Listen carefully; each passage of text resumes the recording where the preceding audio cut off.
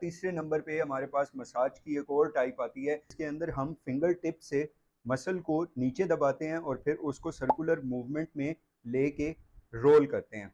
अब इसका फ़ायदा क्या है? फ़ायदा ये है, ये कहा जाता है कि एडहीजन्स यानी बहुत ज़्यादा कोई स्टिफनेस हो उस जगह पे पट्टे में, तो वो हम ठीक कर सकते हैं। लेकिन इसके नुकसानात मैं कहता हूँ जितने बाकियों के हैं ना, उन सबको मल्टीप्लाई बाय 3 और 4 कर लो।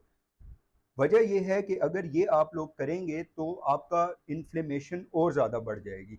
अब इन्फ्लेमेशन जब बढ़ती है तो पेन एक्यूट से क्रॉनिक में चला जाता है और वो फिर 1 दिन में या 2 दिन में ठीक नहीं होता, उसके लिए लंबा प्रोसेस आपको दर्द को ठीक करने में लग जाता है।